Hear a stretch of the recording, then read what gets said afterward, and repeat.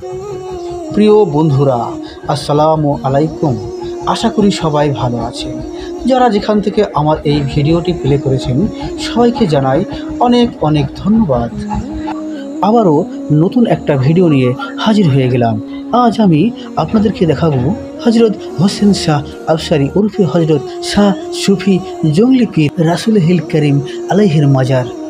আশা করি ভিডিওটি শেষ পর্যন্ত দেখবেন। আমরা প্রথমে রাজশাহী দামপুরা হাট দিয়ে রওনা দিলাম।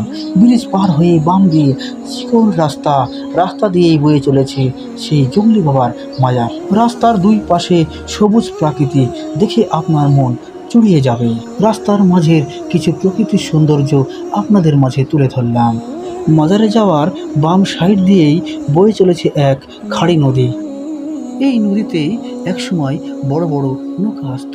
কালের পরিবর্তে তা আজ হারিয়ে গেছে।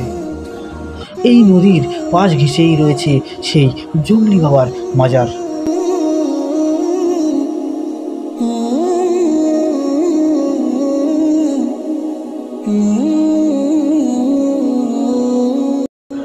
এখন সামনে যেই পথটা দেখছেন এটাই হচ্ছে মাজারে যাওয়ার মেন রাস্তা। এটাই সেই হজরত হোসেন শাহ আফসারি উরফে হজরত শাহ সুফি জঙ্গলি পীর রাসুল হিল করিম আলাইহির মাজার। হজরত মুকাররম শাহ এর মুরিদান। উত্তর পীর আউলিয়াগণের জীবনী রাজশাহীর ইতিহাসের দ্বিতীয় খণ্ডে ইহা বর্ণিত আছে। উত্তর পীর আউলিয়াগণের কিছু মুখেরাজ আছে। 1564 হইতে 1576 সাল দামপুরা হাটের নিকট আজগবি তলায় খাড়ি নদীর তীরে সমাহিত এই জঙ্গলি বাবার মাজার। জানা যায় 1564 হইতে 1576 সাল পর্যন্ত এই মাজারের যে ইতিহাস তা রাজশাহীর বড় বড় লাইব্রেরিতে তা সংগ্রহ করা আছে। এটাই সেই জঙ্গলি বাবার কবর। মাজার জিয়ারত কারিগণ শরীয়ত তরিকত অনুযায়ী মাজার জিয়ারত করিবেন। মাজারে কোনো রূপ শরীয়ত তরিকত বিরোধী কথা বার্তা বলিবেন না।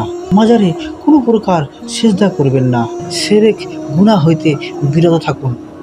রাজশাহীর মাজারটির অবস্থান দামপুরা হাটের নিকট আজগবি তলার খাড়ি নদীর তীরে সমাহিত করা হয়েছে এই জঙ্গলি বাবার মাজার।